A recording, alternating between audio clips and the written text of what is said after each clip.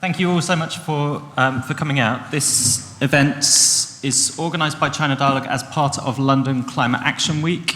There's been, I think Tom was saying, some 170 odd events around the capital this week, which has come together kind of brilliantly. I was on an event yesterday about sacred rivers and climate change. There's a whole day of really interesting stuff going on at Chatham House tomorrow. There's been a whole range of really interesting events around the capital. And this one we wanted to focus around this question of how we think about China's particular role and opportunity and responsibility for addressing climate change and how that fits with ambition in the United Kingdom and Europe and beyond. And we couldn't have a better panel to discuss that with. Just to introduce myself and China Dialogue very briefly, I'm Sam Geall. I'm the executive editor of China Dialogue. I work on issues around climate change and low carbon innovation in China. China Dialogue is the world's only bilingual website focused on environment and climate change issues with a special focus on China. We've been running since 2006. We have a range of sister websites and projects focused on the water crisis in Asia, focused on China's environmental and social impacts in Latin America, looking at China's reach in the global ocean as well. And there's a whole, please do come to the front if you're coming in, there's plenty of space. And we've been addressing, I guess, this whole sort of shifting stance that China has taken on climate change over the last few years, which we're going to be hopefully sort of discussing in some detail with this panel. There were just the UN-led climate talks in Bonn. The official readout is that there was limited progress, a pretty kind of low energy result, I think. Very emboldened opportunistic alliances of blockers of various sorts in discussions, particularly around the understanding of the vitally important IPCC 1.5 degree report that people will know has sort of warned about the urgency of really moving very fast on mitigation over the next 11 years or so. And of course, all of this is taking place in the context of a much bigger question about the role of this UN process and these COPs, and whether in fact we need to really move beyond that to think about actually where action's going to come from, and what how the process at government level within the UN really fits with the reality on the ground, and also the urgency that's being understood by social movements and by civil society and experts and others who are really trying to drive ambition on climate change beyond the negotiation rooms. And I think London and Beijing are good places to kind of think about those challenges. In London recently we've seen pretty significant bottom-up activism and mobilization around Extinction Rebellion, around the school strikes, arguably helping to lead to increased government ambition in things like the net zero commitment, which we can talk about. In Beijing, you've got quite a different blueprint, again, happening outside the negotiation rooms, happening outside the sort of UN process, but a much more top-down kind of blueprint, and an alignment of political and economic goals around the aggressive rollout of renewable energy, the commitment to a peak year on China's emissions and ambitious carbon intensity targets and so on. All of this happening in a context where there just isn't, where there's a vacuum of ambition globally and leadership globally, particularly in the wake of Donald Trump's election and the sort of blow that inflicted on the Paris talks, and particularly the US sort of planned withdrawal from the Paris Agreement. Of course, the response from China to that was to double down on their support for the low carbon transition. Xi Jinping has claimed that Paris was a hard-won agreement, that China's still committed to. Talked to the 19th Party Congress about how China is in the driving seat of international climate cooperation. But there are significant tests of this commitment and of this seriousness that we need to look at the domestic level, in terms of China's contribution to the UN process and the UN talks, and in terms of China's overseas footprint through the Belt and Road Initiative, through its overseas spending in a range of countries and sectors, not least coal-fired power. So there's a whole range of sort of questions about how China might help to shape global climate action and what this can tell us about China and how the international order is changing and how this will affect this urgent crisis. And to help me answer these questions, in the order we're going to hear from them, we have Ma Tianjie, who's my colleague at China Dialogue, our managing editor in Beijing. Before China Dialogue, Tianjie was a Greenpeace program director for mainland China.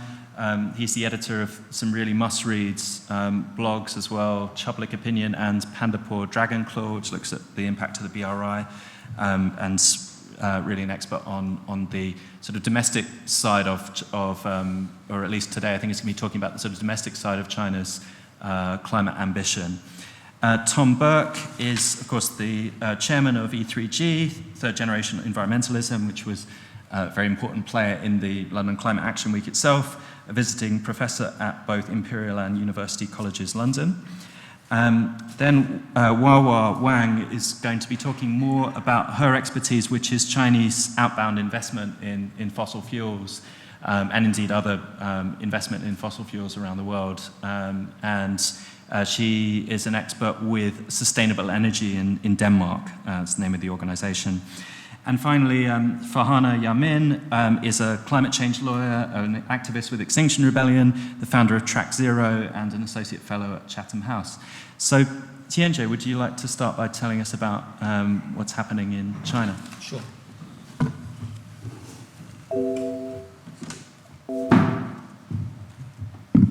Okay, good afternoon, everyone. I'm very happy to have this opportunity to share some of my observations. The question that Sam posed to me is whether London's climate future is going to be decided in Beijing. Of course, the straightforward answer would be yes, to a large extent, but this by no means is denying the agency of Britain, right, in this equation. It's just that the math of climate change determines that China basically is currently consuming a large part of the remaining carbon budget that we still have. IPCC basically are saying we need to, as a planet, halve our carbon emissions within the next 12 years, right? And China is actually taking up a lot of those remaining carbon budget. So to a very large extent, I think the Chinese climate policy, Chinese energy policy, Chinese economic policy is going to determine the trajectory of this globe in the next years to come. So that's the simple answer. And here I just would like to share some of the domestic context that we're facing in China for people to understand where some of the recent climate actions from China are rooted, basically.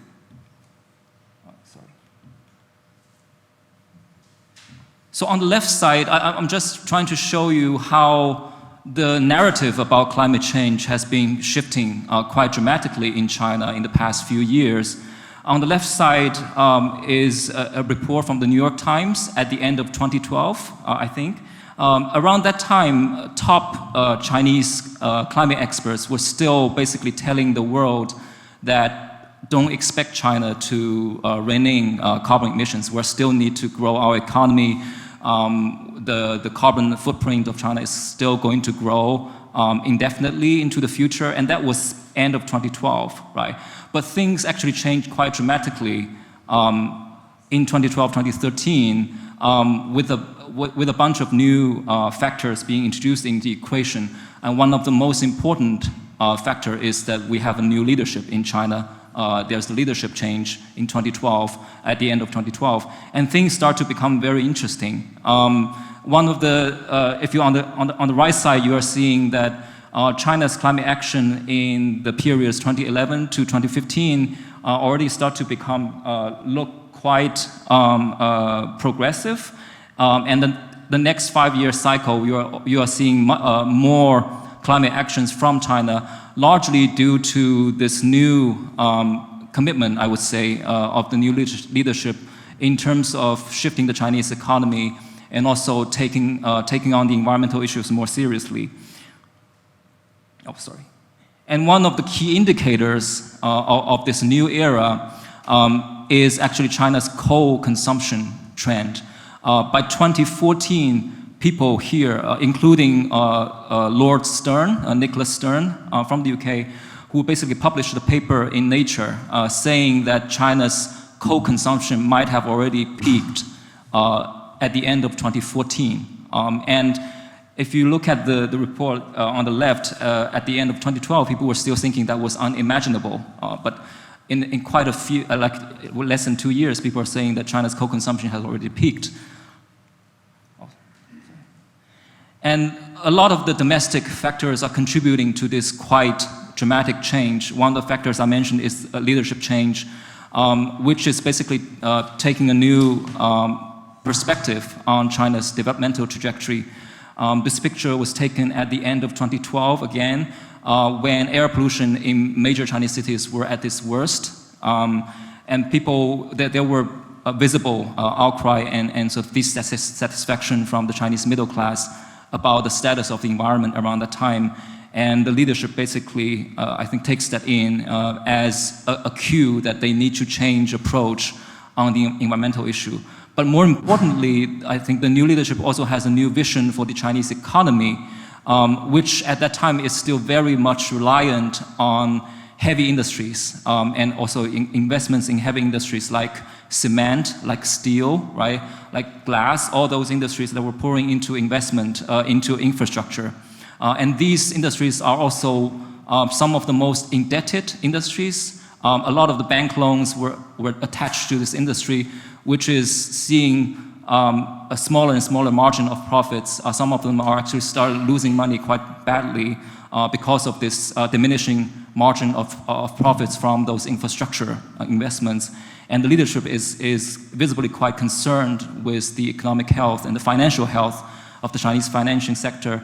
And one thing that they did quite decisively was to basically pull the plug on a lot of those heavy industries, which were in turn contributing a lot to the Chinese carbon emissions and also air pollution emissions.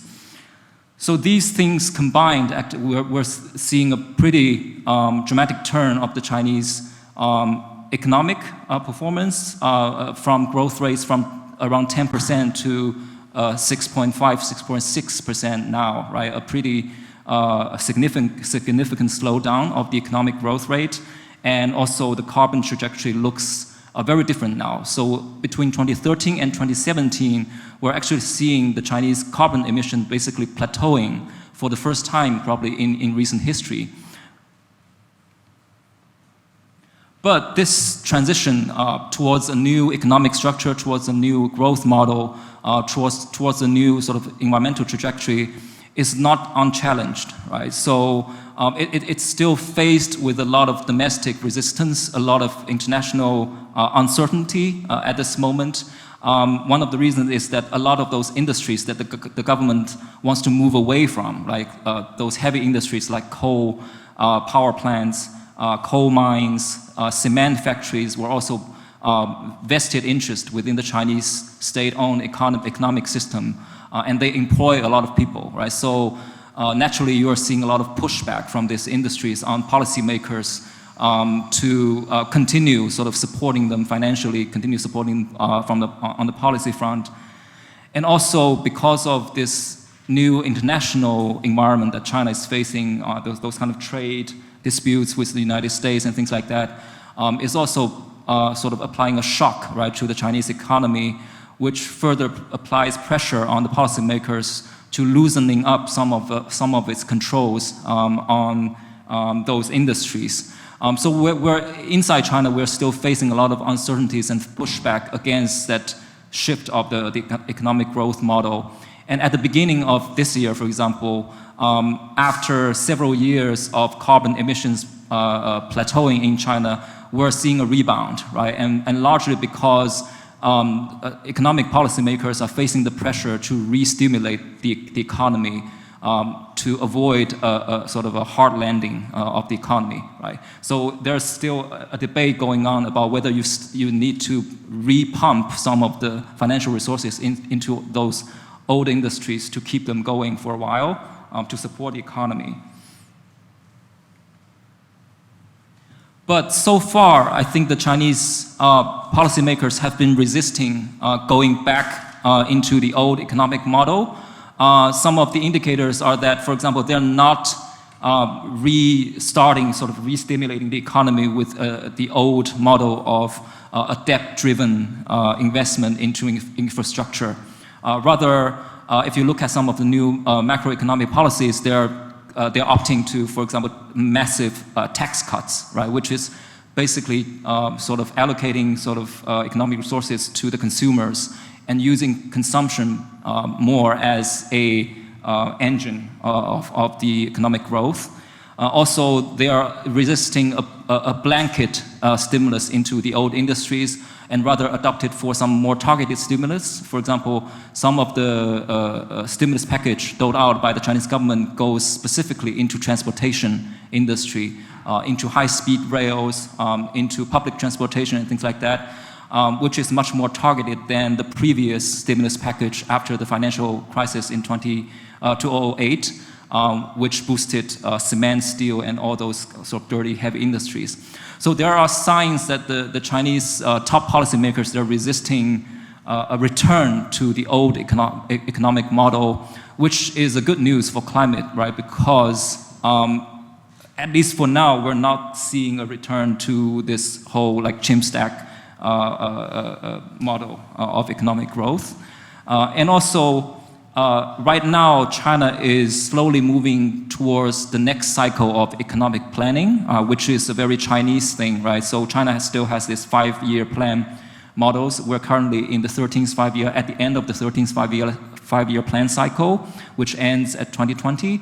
And now the government is already starting to talking about the 14th 5-year plan, which is from 2021 to 2025.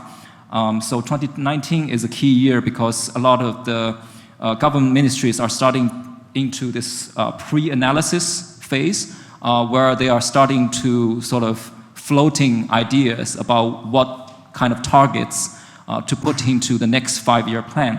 And one of the analysis the government that is making is the idea of a carbon emission cap for China. So in the past years, China hasn't, basically has resisted this whole idea of capping domestic carbon emissions. It has actually put some targets on reducing and capping coal consumption.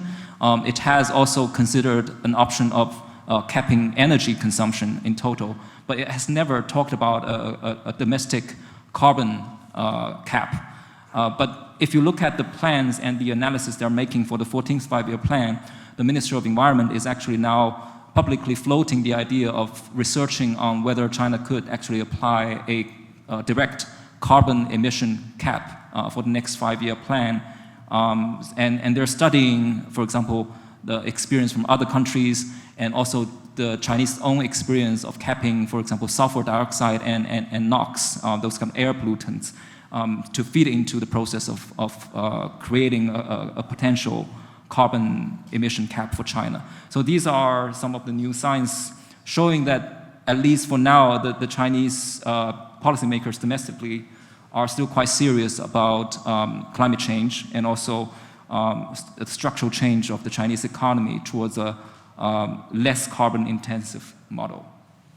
Thank you, Tianjie. So we heard something about how the shifting domestic political economy can align with climate mitigation goals, but we're going to have to get more into, I guess, the question of whether it's enough and how it fits with where we need to go globally and internationally. So I'm going to invite Tom to weigh in on this now. Thank you, Sam. Current rise in global average temperatures about 1 degree. We're about halfway to 2 degrees rise, the 2 degree rise beyond which climate change becomes progressively unmanageable. So just to locate where we are, about halfway to where life becomes very dangerous. Last year, One of the big stories that ran through the year was the story about Cape Town, day zero, running out of water because it was a quite well-developed, well-organized country. It managed to avoid day zero. This year, Chennai has run out of water in India, literally run out of water, because it's a less well-organized country, less able to adapt to the kind of change that climate change brings with it. And I just set that to sort of marker of the fact that these impacts are going to fall differently in different countries, and they're going to stress a lot more than the engineering or economic capacity of those countries.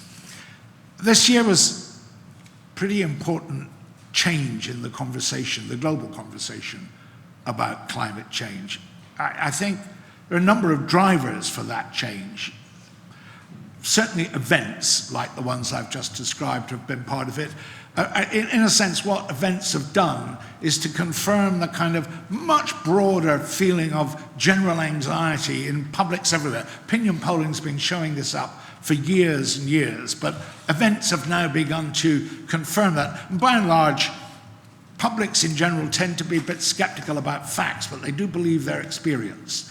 And I think that's changed the conversation somewhat. So, and that's been reflected in things like Farhana's involvement in Extinction Rebellion, who's shown Greta Thunberg and the reaction around the world to the student strikes. Again, a reflection of that, the kind of reaction even in the United States to what the person who is now called AOC. I mean, she no longer have to say her name. You can just say her initials. Even Trump hasn't got that far with the introduction of the Green New Deal. I mean, again, all of this reflecting, they're not making the wave, but they aren't half giving public expression, giving tremendous expression to the wave of opinion that's changing. And you add into that mix the kind of cumulative effect of the now, I think, 5 or 6 speeches that Mark Carney has made on climate change as a macroeconomic risk, and the way that's beginning to work through the regulatory system to changing the conversations in the investment community, the insurance community, the banking community. I think we've seen a very significant change in the conversation. We're a long way from seeing a change in people's behaviors or actions, but we've seen a very significant change in the conversation. That's quite good because we've also seen and are continuing to see a very marked change in the science. The early work that's being done modeling for the next assessment report, number 6, on the modeling teams is suggesting that climate sensitivity is going to come out at the higher range, end of the range, not the lower end of the range. The work that's being done on attribution science and the work that's being done on some of the science of the impacts is showing up that these impacts are happening faster and are more aggressive than the science thought even as short a time ago as 2015. So the nature of the debate is changing, but so is the nature or our understanding of the problem. And let me set that in a sort of very broad context for what that means for nations. The first imperative of any government is to maintain territorial integrity. In fact, if you don't maintain territorial integrity, you're not a government. Sometimes it can be like Britain and you can maintain territorial integrity and not have a government anyway, but that's a unique feature of the present moment. The second imperative of any government is to maintain internal stability. If you cannot maintain internal stability, you can't maintain territorial integrity. Ask Libya, ask Syria, ask anybody from those countries, and quite a number of others. The third imperative of a government, particularly any government where you're in a heavily urbanized country, is to maintain food, energy, and water security. If you can't maintain food, energy, and water security, you can't maintain internal stability, and therefore you can't maintain territorial integrity. If you can't maintain climate security, you can't maintain food, energy, and water security. So what's at stake in most countries actually is internal stability. I worry less about territorial integrity. I'm a European, I'm a bit past that. But internal stability matters wherever you are in those sort of debates. And that's a real problem that is not yet fully appreciated in the political world, even though I suspect the publics are beginning to get it. Now, there are lots of unique features to the climate problem, but one I think that's particularly significant is that there aren't any hard power solutions. So you cannot look to the library of traditional relations between states for some answers to how on earth you get others to do the things you want them to, or in this case, need them to do. So that puts an imperative on cooperation. If you don't cooperate, if we don't cooperate, we can't solve the problem. And so in that sense, the answer to the question is not London or Beijing, it's going to be determined by each other. London and Beijing, between them, are going to determine, they're going to play different roles, but between them they're going to determine the future.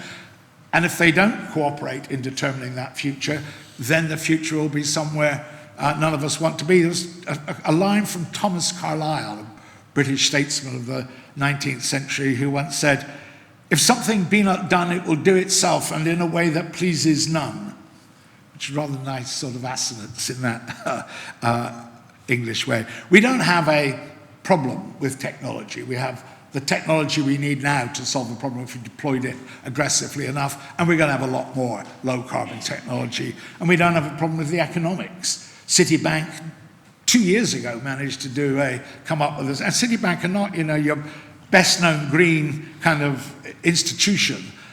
They did an analysis which showed that, by and large, if you went low-carbon, it would be cheaper than if you went high carbon, which, if you think about the efficiencies you gain in going low carbon, should hardly surprise you. 78% of the fossil fuel we burn ends up as waste heat, so get rid of that, and why wouldn't you expect your economy to be more productive? The real problems are the political problems. The fact is, as you make the transition to low carbon, you make a transition to, you change the pattern of winners and losers. And I don't think we've begun to really get our head around that. And that's at all scales. That's at the scale from nation-state scale right the way down to inside communities. As you change that pattern all the way through, that's when you start to meet the real obstacles. And we need to do an awful lot more to do that, to understand those problems and resolve them. One of the key factors in that, and one of in a sense, to accept the terms of the question about why London is going to be particularly important, is London financed the problem. The development of the Industrial Revolution was paid for out of this city. And London is now clearly, from the announcements yesterday about the Green Finance Institute, the aspirations of the City of London. London wants to finance the low-carbon transition for the very simple reason it thinks it will make a lot of money out of doing that. And that's one aspect of it. But there's an interesting question in terms of international cooperation, which came to my mind as I looked at this, and that is, somewhere out there, China is going to need the rest of the world to do a lot more than it's doing now if it's to maintain internal stability in China. How's it going to do that? Thank you. Thank you, Tom. So it's quite hot and bothered in here. And I'm going to say some things that are a bit more provocative. I'm speaking in my own individual capacity with sort of 30 years of experience in the UN, negotiated 3 different treaties which have, kept us away from 5 degrees pathway, and I don't know where near the 1.5 at the moment.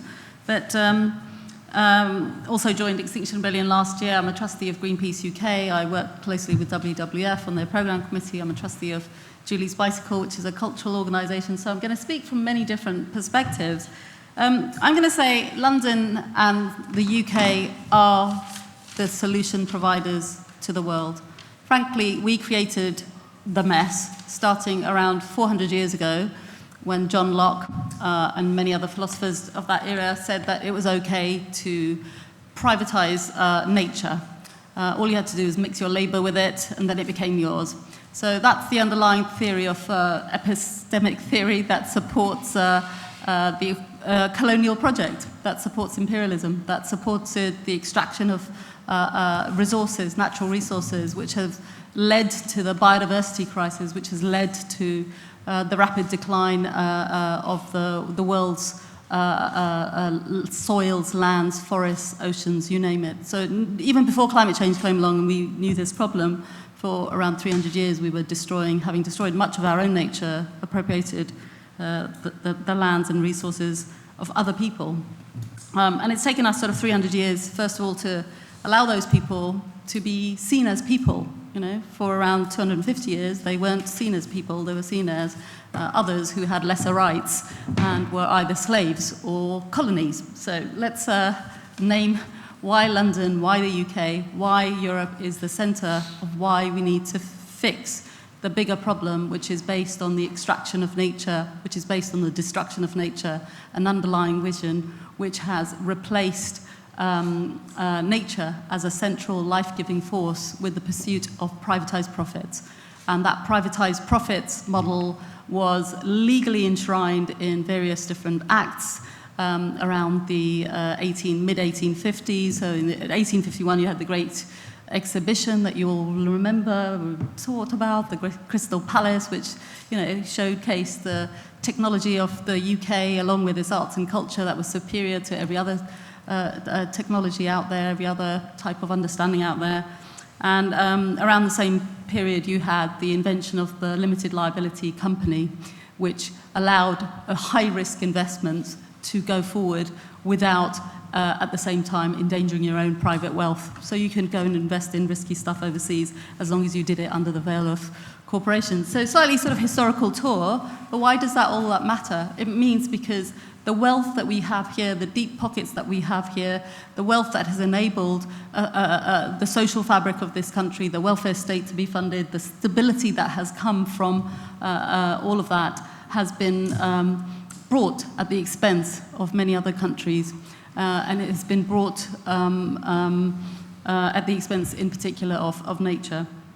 I stopped sort of looking after having, you know, partly because I'm so in the UN system, I've stopped looking at climate change through the lens of North and South. I've stopped looking at it through the lens of sovereignty.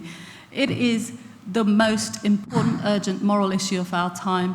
It is the issue, frankly, where the maths, the real maths is the huge disproportional inequity we are dumping on future generations. It's not about China, the US, Japan, Germany, what they bear. It's actually we have left virtually no carbon budget for children born after 1980, and they've now realized, they've woken up, the millennials, you know, are still a bit upset that they won't be able to pursue the same kind of lifestyle.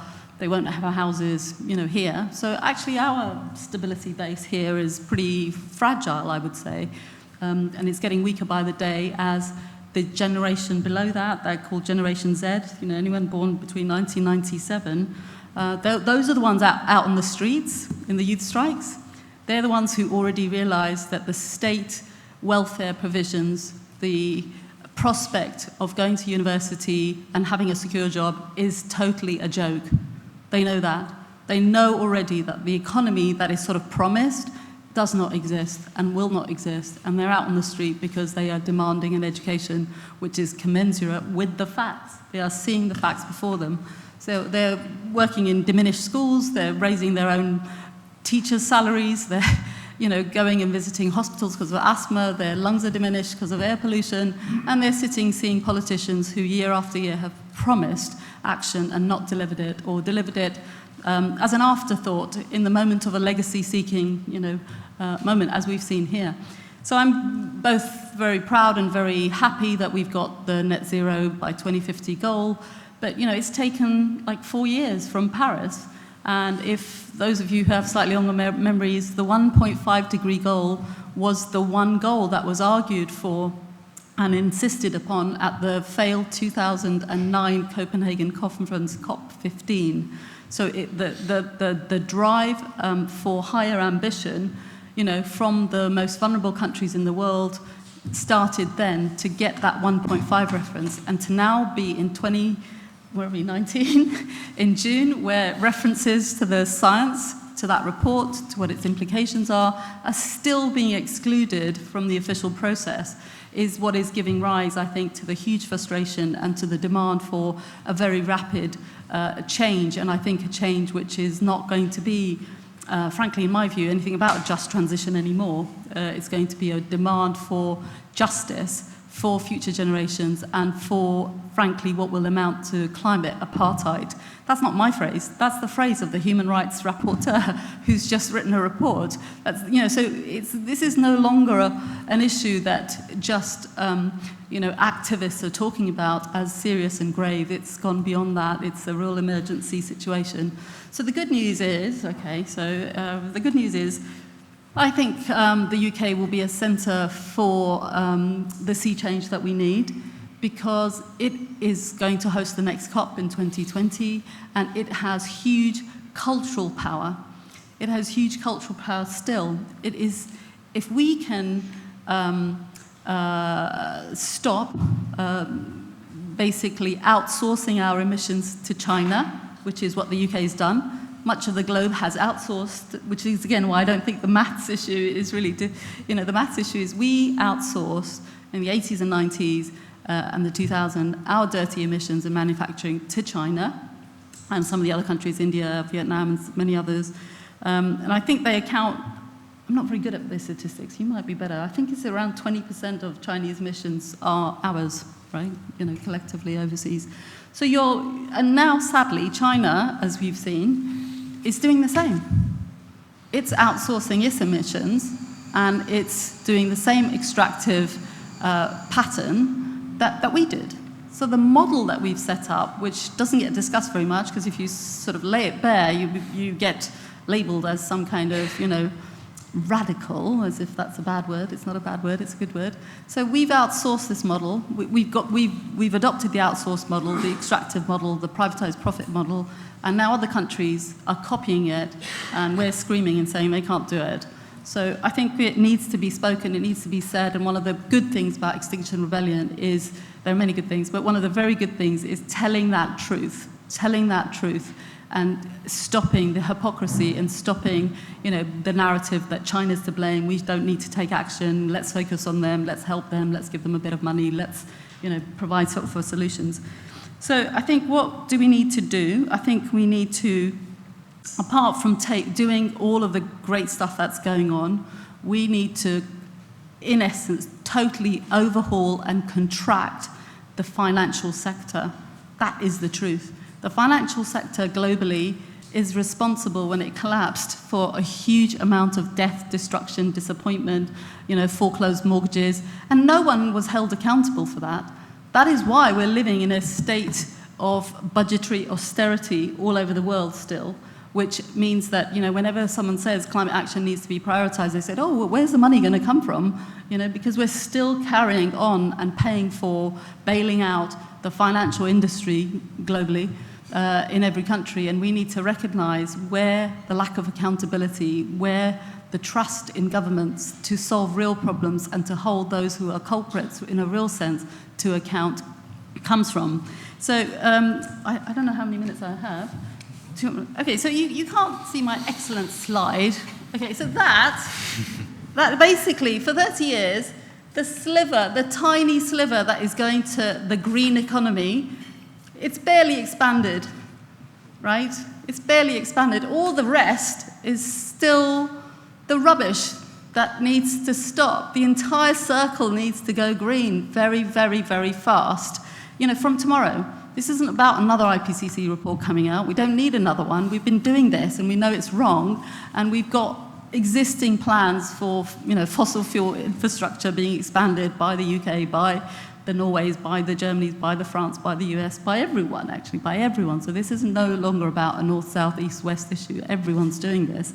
And that's why I glued myself to the building of Shell. I could not, in all conscience, say that negotiating another treaty, negotiating another G20 communique, negotiating something once again at the G7 was going to solve the problem. This problem is going to be solved by all of us going into our deep discomfort zone, calling out what the real problems are, and standing up and putting the rights of nature the rights of other people, the rights of future generations absolutely at the center, and saying no more fossil fuel production, no more extraction of nature based on toxic agricultural systems that destroy productivity, that destroy nature, and that result in deaths of the defenders of nature. So, Extinction Rebellion has been a very compelling experience for me. I'm not sure if the model that it has, the courage it has is great, but, Wawa's chart there, but where are all the coal stations being built? The space for public debates, for conversations, for really changing the political system is shutting down so rapidly. You will get shot, you will get imprisoned, you will have serious surveillance done if it's not being done, if you are standing up to the most powerful vested interests the world has ever seen in its history. So again, just finally, in my last 50 seconds, we are privileged in this country to still have stability, to still have accountability, to still have a police force that will not, tear gas us at the first opportunity. And I think it's incumbent on all of us, whether we're ready to be arrested or not, to support voices that are standing up and saying time's up for business as usual in a really serious way, and for everyone in the corporate world, whether it's in China, whether it's in India, whether it's in Pakistan, whether it's in the US, the game is up. We have to stop for the sake of our children and stand up for their rights. And at the moment, personally, I think we're all of us a certain age. Actually, you two are a bit younger, but my generation, I'm, baby boomer / Generation X, which is, we are incredibly privileged. We are in power. We are the CEOs, the NGO leaders, we are the influencers. Our generation holds all the political cards and will do for another 10 years. And we have again excluded those who are going to be impacted most.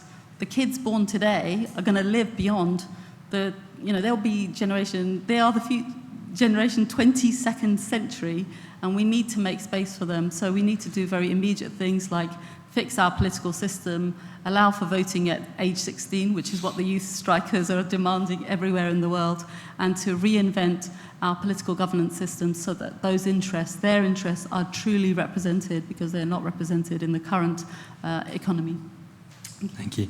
So, you heard sort of powerfully at the end there about how in those different contexts, we can start thinking about the different sorts of drivers and points of leverage and points for drivers of change that might be identifiable. And I think our four speakers laid out some quite different kind of problem areas and solutions. Tianjie was talking more about China's domestic political economy, while I was talking about that kind of escape valve that was created for overcapacity in the Chinese economy and has pushed all this capital and technology into developing countries and exported this unjust, extractive model of capitalism that Farhana talked about. And Tom talked about the need for international cooperation to address that. But sort of in every case, before I open up to the floor, I'd kind of like to ask each of you to briefly say what you think the potential drivers of change are in that area, whether you're working on domestic political economy in China, on changing export finance flows, on changing the kind of extractive, unjust capitalist kind of model, or in trying to drive greater international cooperation. Could you sort of just give us an idea of what the potential drivers of change are and where there might be sort of points of leverage, maybe in the order that you spoke?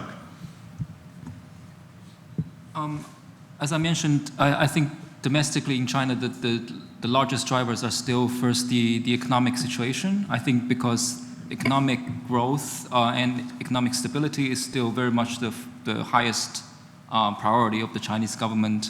But I think adding to that equation, public sentiment, particularly from the urban middle class, has always been a strong driver, particularly in the past few years or past decade on the environmental front. And we have seen the power of public outcry influencing the thinking of the Chinese leadership when actually the urban middle class becomes really disgruntled about the quality of the environment they're living in.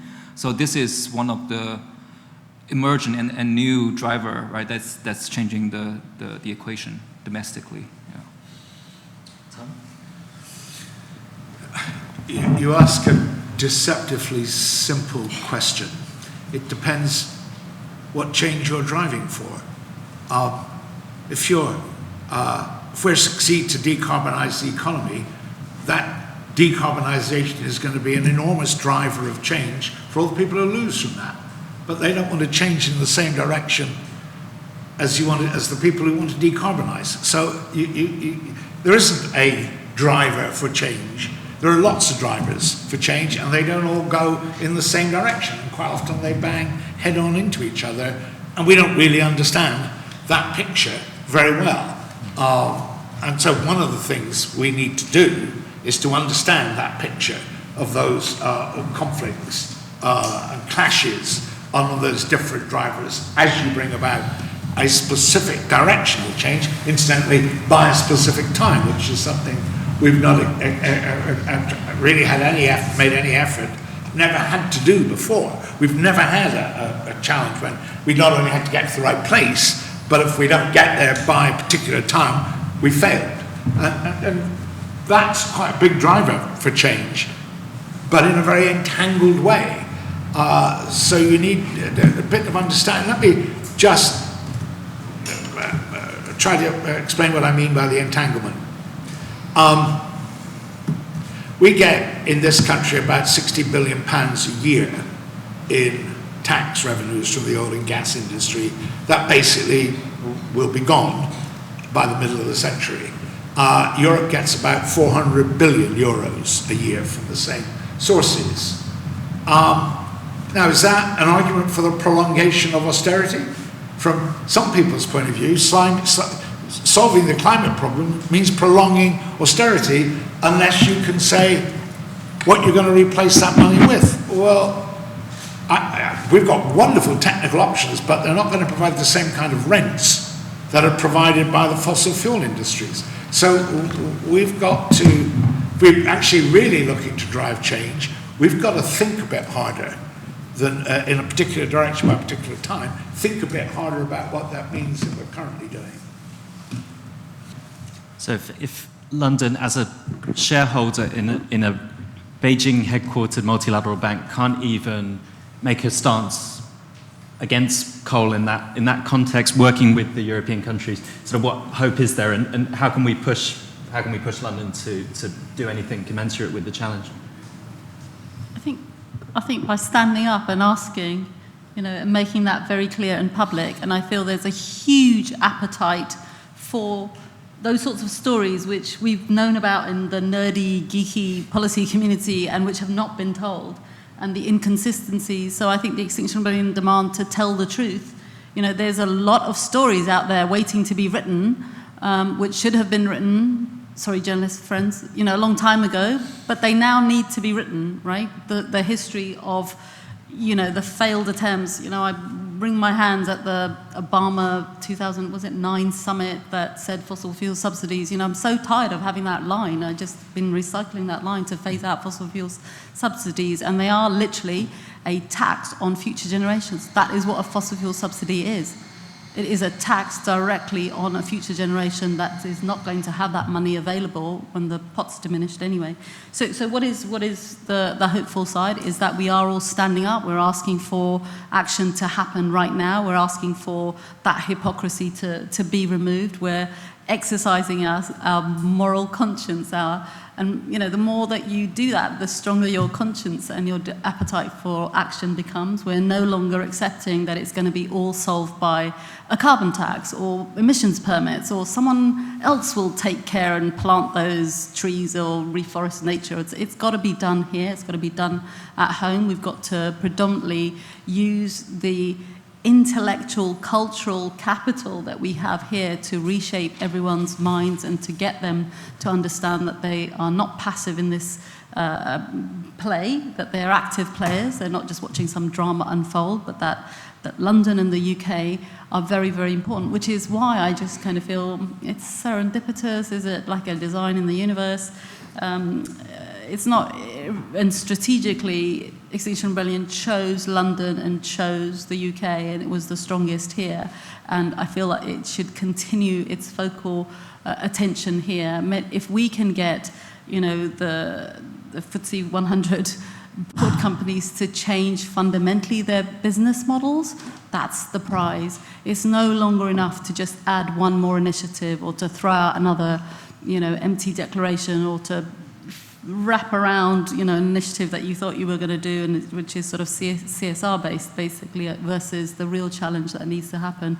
And I feel that, you know, more and more people are willing to join that and understand that. And I feel that that was one of the great positive unblockages that did happen in the last few months. And I agree with Tom that actually it's driven largely by people's experiences of what they've seen for the last, you know, the fundamental underlying reality is that people are experiencing climate change firsthand, whether you're a homeowner affected by floods, whether you're a farmer in this country who's had, you know, the uncertainty and the lack of availability of insurance.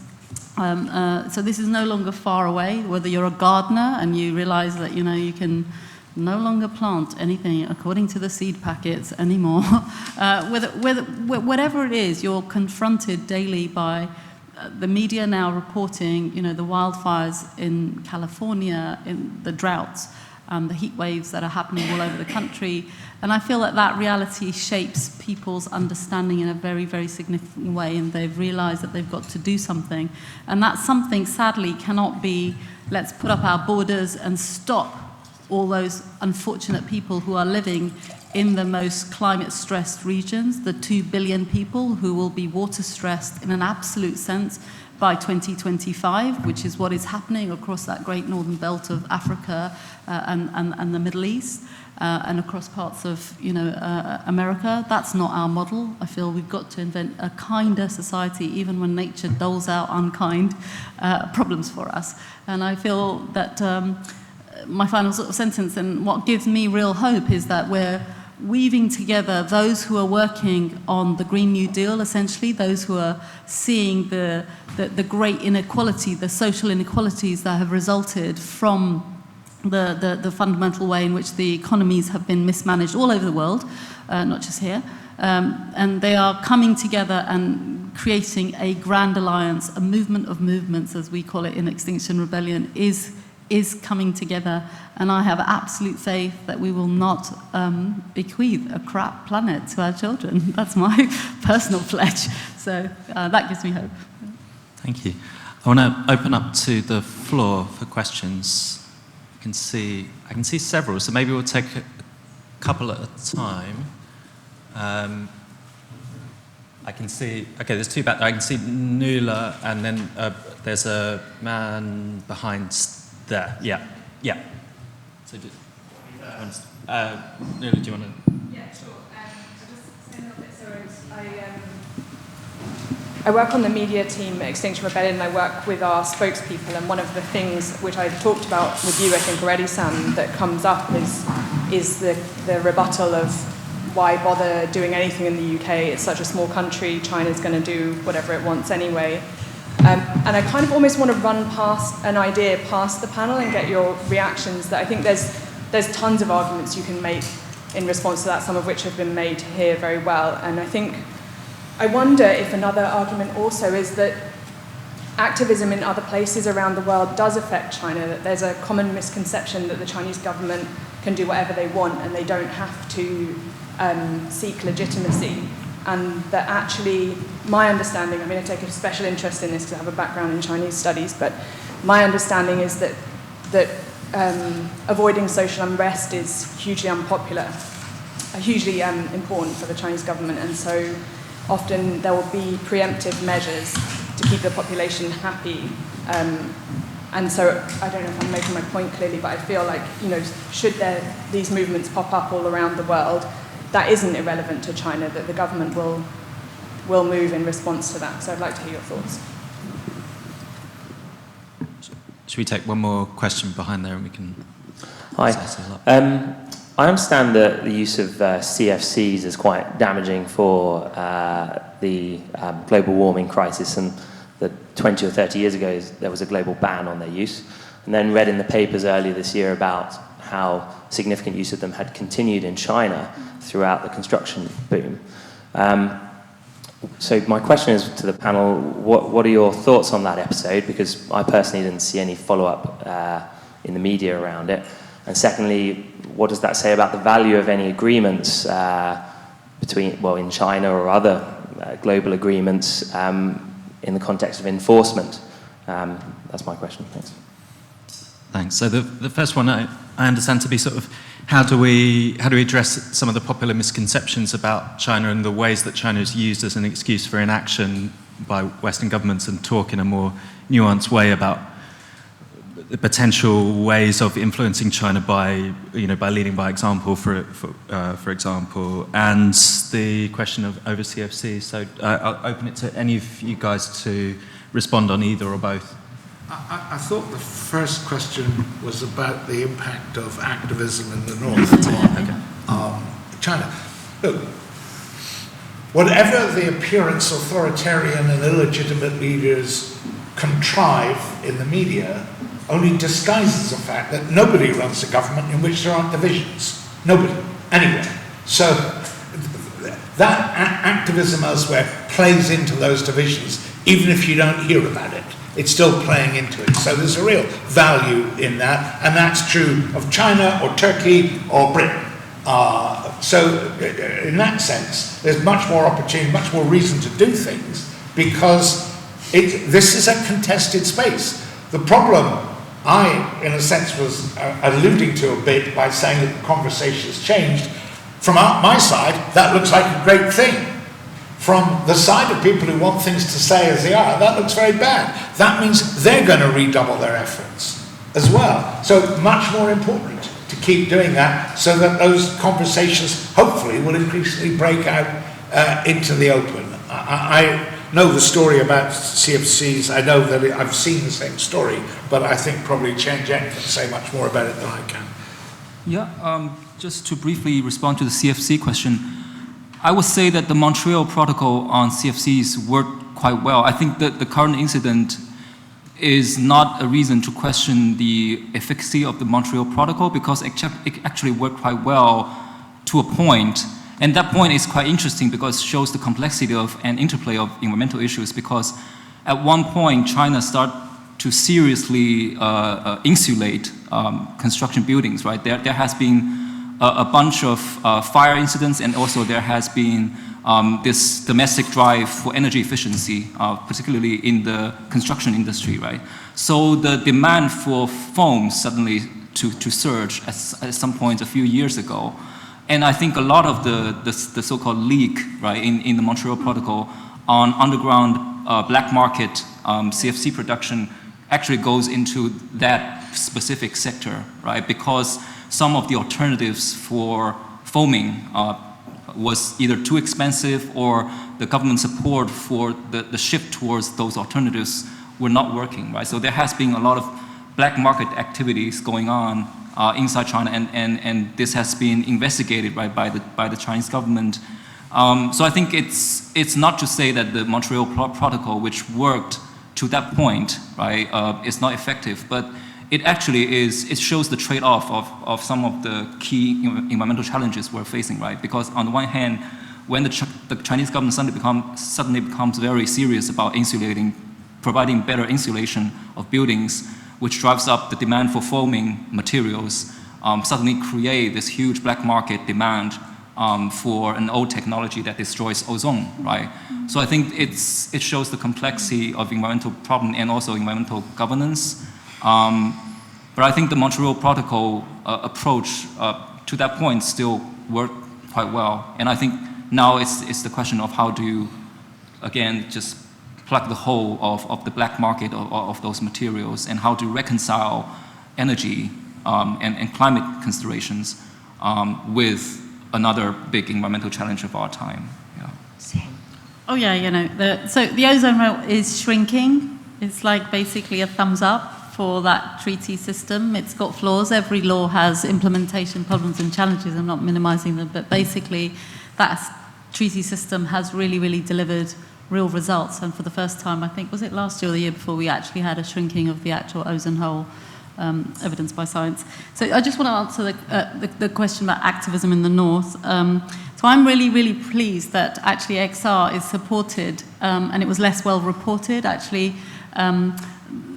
solidarity actions which were requested by other countries, activists in other countries. So, for example, our Bangladeshi colleagues requested a solidarity action to shut down the Pulbari network, Solidarity Network, a coal station that was being built. And they asked us, and there was arrestable actions made in November.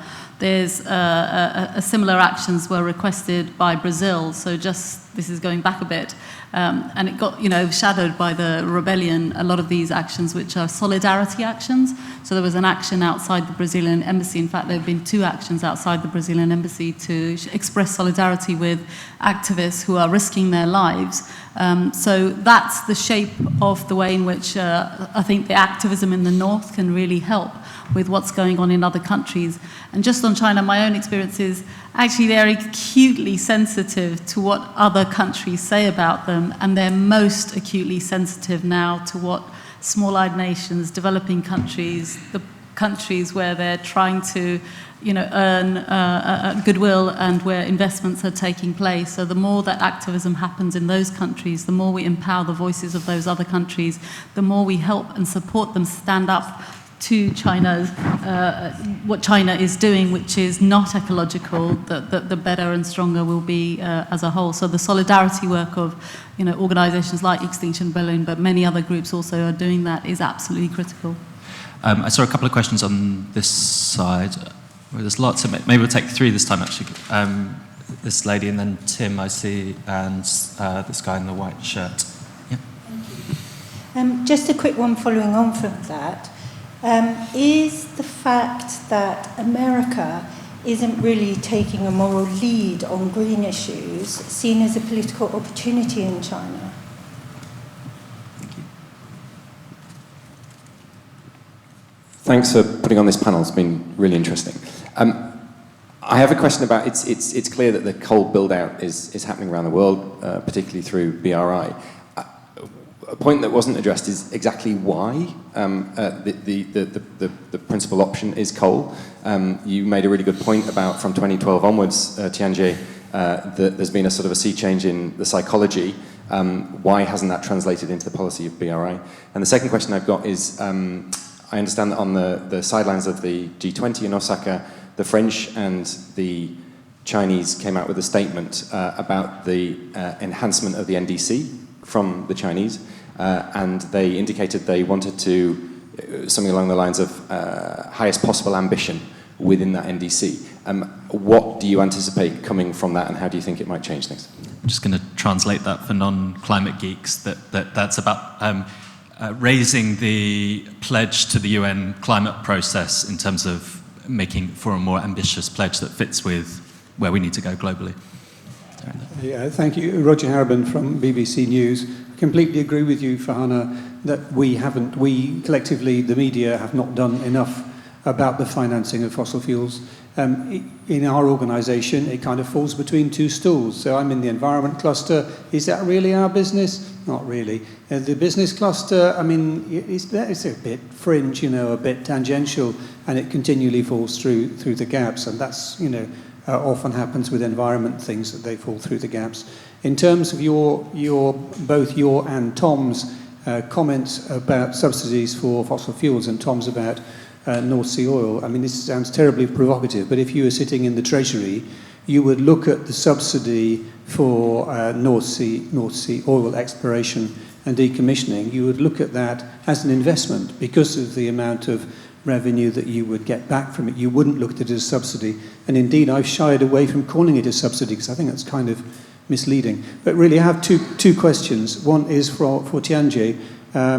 You talked about the middle class and a big driving public opinion. Can you give us an indication on whether they're driving public opinion on climate change? We know they are on air pollution, but climate, that would be interesting. And then from Wawa, could you tell us a bit more about where the money flows from the Belt and Road Initiative? I think you did say, but I didn't quite get it. So in other words, who is profiting within the Chinese system? Who is profiting from BRI? Thanks. So is the US abdication of responsibility and opportunity for China, why would there still be investment in coal considering its lack of any economic rationale, let alone environmental? What's happening with G20 and NDCs, and those specific questions on the middle class in China driving climate commitment and BRI benefits. Who would like to start on any of those? Tom, do you want to weigh in on any of those? And China's taken it. The question of did US retrenchment on climate change create an opportunity, creating a high gain, low cost, low risk opportunity for China, which China very quickly took. And that's the problem that's in a sense part of the problem with the Trump administration. It didn't even know what it was giving away when it did that. It just was pitching to its domestic audience because it sounds good to the domestic audience, and that's a mistake. It's a recoverable mistake, I suspect, and I think we're going to find, at least in terms of that, a global framework, it's still going to come down for some time to come to whatever bargains can be structured between the EU, the US, and China as creating the basic framework. And I think we're a long way from giving up on that. I think Roger's comment, is absolutely right about the way it's fallen. But I think what's interesting about the way the conversation has changed is it's now starting to appear to get written about quite a lot by political commentators, and frankly, they know absolutely nothing about the issues. So I almost wish we went back to the state Roger was talking about. I read a piece by a very good and respected FT journalist, foreign correspondent journalist today, which just was so ignorant about what's actually going on. It would have been much better if he hadn't written it. So just, so historically, developing countries in international climate change negotiations have under-promised and over-delivered. They don't like putting forward pledges or binding targets, but actually they do a lot more than those. And the reverse is the case for, I would say, developed countries. There's big, loud promises, and then they under-deliver against those and should have done more anyway, for equity reasons. And I feel that one thing that China could do is reverse that, because that would be the real driver of change, and not to be so cautious in its overarching way in which it negotiates treaties and in which it sees the complex web of international law. Actually, that's a much bigger piece than just the climate piece. And I'm not sure whether they're ready to do that. It's all very complicated, trade, WTO, lots of things going on. I guess like one issue that on the subsidies issue, you know, it makes my blood boil now. What I'm seeing is the fossil fuel industry saying we'll sign up to a carbon tax or, you know, whatever, and it's happening a lot in the US, if you exclude any future liabilities for us and plus help us adapt our own infrastructure to climate impacts.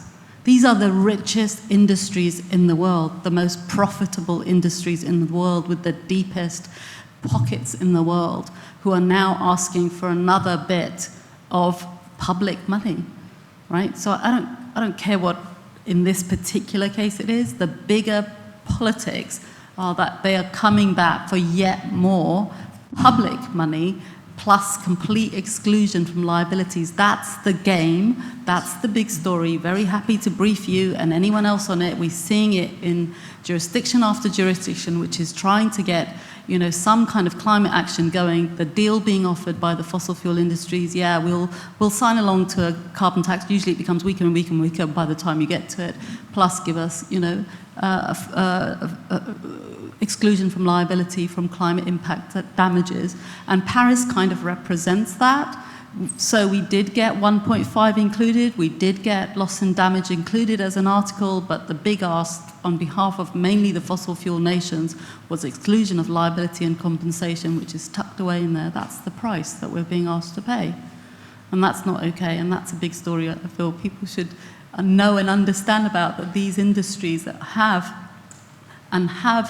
had the lion's share of also the support of our militaries, our military spending goes on shoring up the supply lines, the supply routes. That's basically what it does, right? So their interests are protected in such a deep and fundamental way.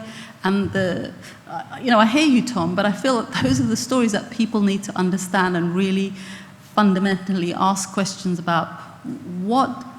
What is peace? What is security? What is the purpose of us having a security apparatus that does not deliver, stability and prosperity and well-being for us as people and for future generations, that is basically primarily still focused on protecting the vested interest of industries that are destroying the life on Earth. And I feel I'd like to write that story from what I see, because it's not really being told sufficiently. It comes out in lots of nerdy reports.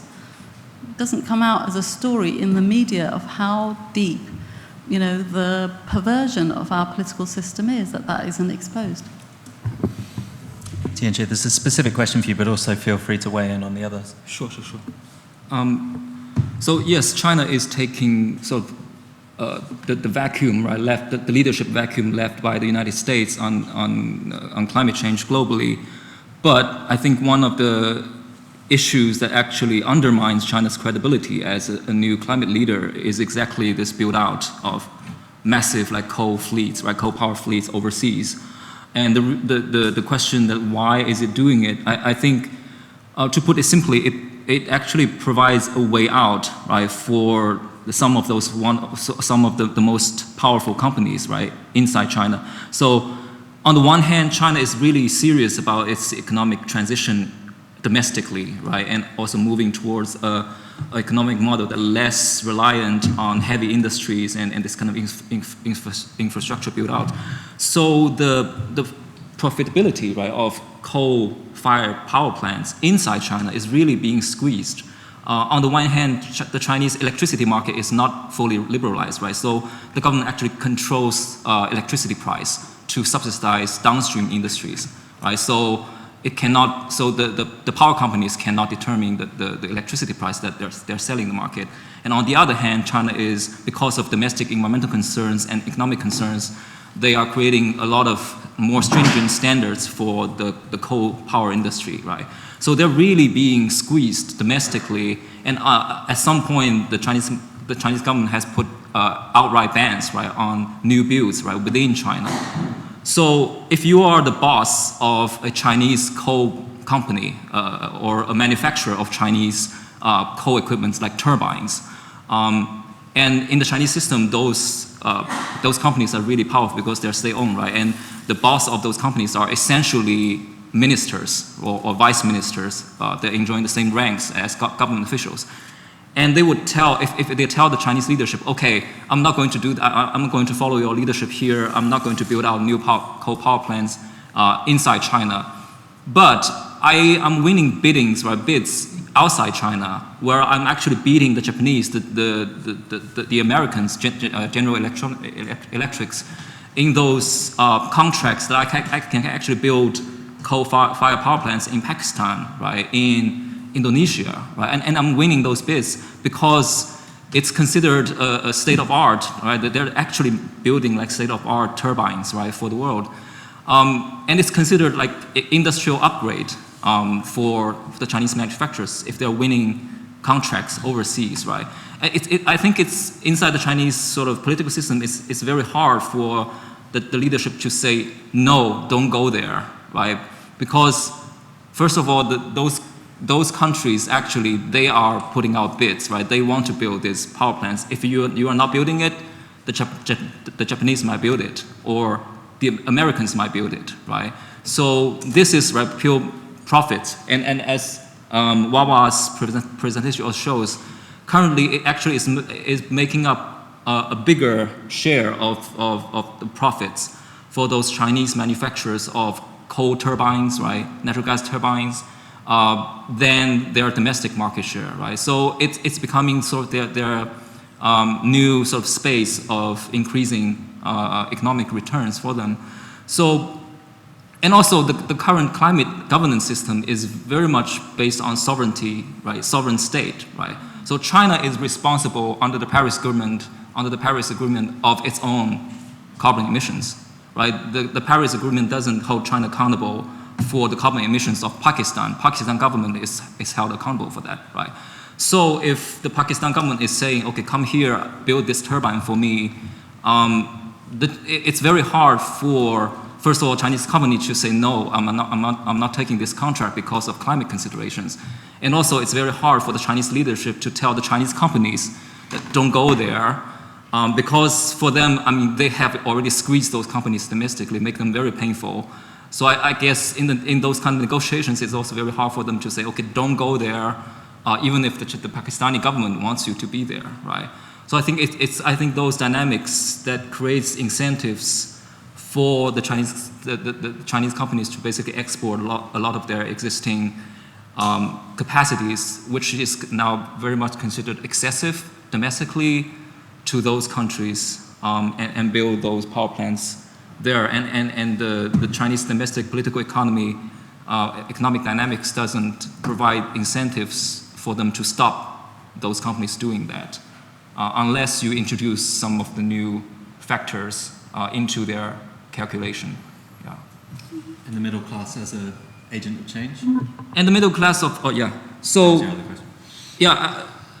air pollution continues to be one of the key drivers of environmental policy making in China because it's so visible, and also it affects one of the most vocal constituency of current China, which is the urban middle class, right? Environmental issues, pollution issues in China has been pretty serious in the rural areas, in the less developed areas 10 years ago, right? Without much of a stir, right, within the political system. But it's like around 2011, 2012, when air pollution really starts to hit Beijing, Shanghai, and those kind of urban centers, that this kind of public sentiment really translate into a kind of threat to the political stability that the government really emphasizes in China and changes the calculations of policy making. So I think climate change and climate benefits really is a sort of a collateral benefit or sort of an incidental benefit of that whole policy change created by air pollution, right? Because in many ways they are so intricately connected with each other. They are all sort of contributed by the same sources. So if you look at pollings done by, for example, Yale University inside China on climate awareness, we would say that the climate awareness of the Chinese middle class or Chinese public is still pretty shallow, even though the key difference is that there is no climate or very little climate skeptics inside China. There was very little debate about whether climate change is real or not, because from the very start, the government has taken the sort of position that China is sort of taking climate change seriously, and China is doing all kinds of low carbon transition things, which is the propaganda outlets of the government is usually sort of presenting as sort of a positive development, right? So there is very little incentive put into questioning that whole move. So people just are riding along. I would say that the Chinese public is just riding along with the government's climate actions. And I think they're more concerned with air pollution, which again provides momentum for a lot of the environmental policies to keep going despite some of the pushbacks domestically. Thank you. So I realise we've run over. It said that we'd finish at 5. We have the room until 5:30, and I saw lots more questions. So I thought we'll take one quick last round if we have time, with your consent. I've got to go at 5:30. You have to go at 5:30. Should we take one last quick? Or, yeah, sure. Yeah, let's take a quick round, and then but we'll get out promptly at 5:30. So I see 3 questions there. So this gentleman in the jacket. Oh, okay, yeah, we'll work from the back. Hi, my name's Stuart from Global Witness. So just a question of clarification. Sorry. Red button on the bottom. Yeah, it's me.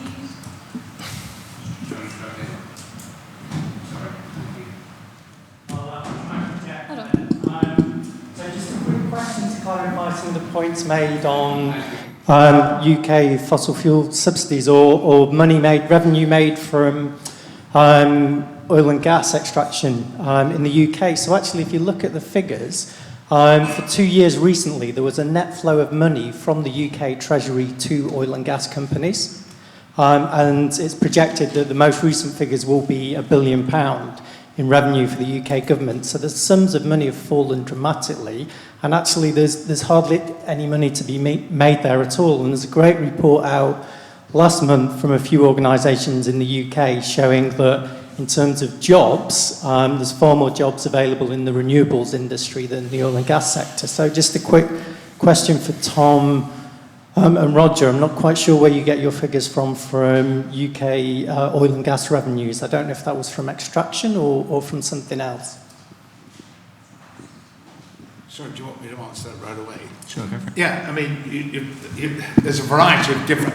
The net, I'm not sure either about your net figure. I mean, there's an enormous complex sum, but the bulk of it is from tax, vehicle excise duty, which is where but then there's also income tax from all the employees. I mean, whatever. So there's a number of different areas that amount for the figure that come out of the industry, which is what I said. So it's not simply just on the revenues I didn't say anything about the netting of that in any particular year. I mean, that will flow backwards and forwards a bit. Thanks. Question? So I mean, Roger raised a different point, which It's about 10 billion a year, the subsidies in the UK, which are, I think, the second highest in Europe. Yeah, which Roger said might be may interpret investment because there's a flow back, but what's being said is actually, I'm not sure that there is a flow back. Plus, there's another whole question about who's actually the tax liability of the offshore oil industry in this country is being offset to some extent by what it cost to do what was called abandonment, but they've now got I think they now call it decommissioning, but the original act was called an abandonment act. So paying for decommissioning thing offsets their tax liability. Hi, yeah, Catherine Cameron from Agulhas Applied Knowledge. It's a question to the panel about picking our unit of account for two further reasons in addition to the shrinking civil society space that you mentioned. So one, the hack of democracy that's currently unfolding globally, and two, the CDP report from a couple of years ago that showed that it's 100 companies that contribute to 70% of global emissions. So we could just focus our efforts on the City of London. And I feel like that's hovering on the edge of this conversation, especially some of the things Farhana said. And we could turn the title of the panel on its head and just decide to do that and make that the plan. And there's a meeting in Fintorn at the end of August called What Next for Asset Owners that's going to meet for 3 days and talk about some of these things. So I guess this is just an open suggestion. And then for the room, it's a question, we can all walk with our wallets, so has everybody here divested their pension, switched their bank account and switched to clean energy sources? Has everybody done that? Because if not, it's one phone call we could all make tonight. And just, there is an utterly miserable choice of ISAs available on the UK market, just for small investors if you want to do this. So it feels like there's some really easy fixes to this, directly, tangibly, that we could be doing today, and we just haven't done them. And then just third, to Wawa's point about the AIIB and the UK failure to support the no-coal policy, just to add insult to injury and make that feel even worse, the UK government 50 million investment in AIIB is 100% ODA funded. So therefore it has to be likely to contribute to a reduction in poverty and to further sustainable development. And yet as UK taxpayers, we're continuing to fund that. So there's some really kind of easy targets in the room that I feel we could be nailing, low-hanging fruit we could still nail. Thank you.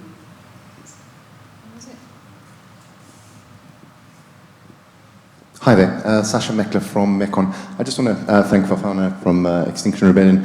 I've been around Climate Week, and unless there's a student representative from the Fridays for the Future or someone from Extinction Rebellion speaking, I haven't really heard much different, although everybody commends you on opening and changing the agenda and the discussion and the discourse. But my concern is, and I'm going to say something that's quite unpopular here, is I think that, exactly the problem does sit with us and not just in our wallets, but what is the sector, what are the people who are engaged in in the whole process, in the climate regime that we've built so far, doing to change and do a step change in terms of their own ambitions? You know, just ambitions in terms of targets is not good enough. If you look at the process that we're going through, you know, 5 years to get Kyoto, and then now 17 years for Paris, it's a linear system trying to solve a dynamic problem.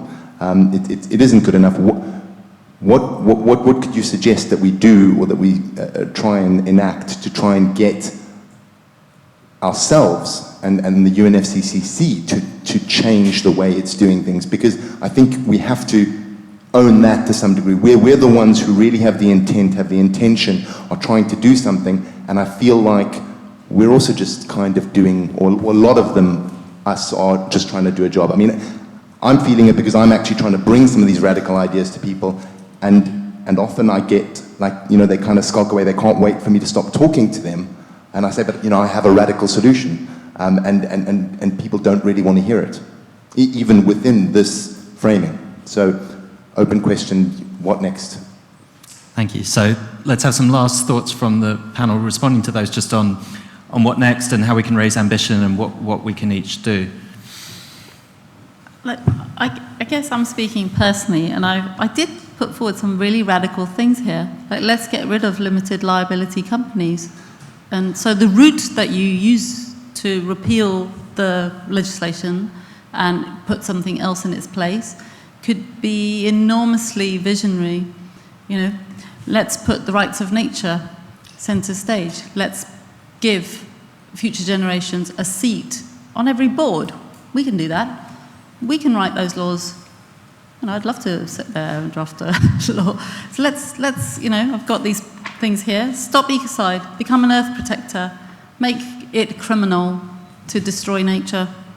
We don't have those concepts, and we've relied on a much weaker set of tools that have under-delivered and underperformed, which we thought industry was happier with, and didn't face them down, frankly. That's my journey personally. So I feel, you know, and both from litigation to a fundamental rewriting of the intellectual apparatus on which this system is based, and which this system is global. It's no longer just the UK, but let's start here with some of them.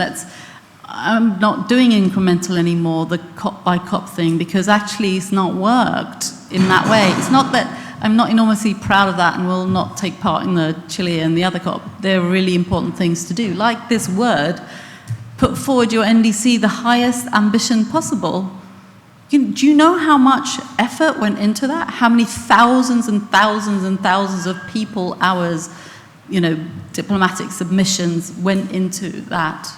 How much political effort went into keeping that and putting that, and how much faith and hope there was in the Paris Agreement, keeping the ambition package of which that is a heart alive. So I'm not saying it's all over. We'll be working very hard to do that, but let's use all the legal tools. Let's discover what government is for, which is to regulate for the well-being of its citizens in accordance with the abundance, you know, natural wealth around, and not diminish that.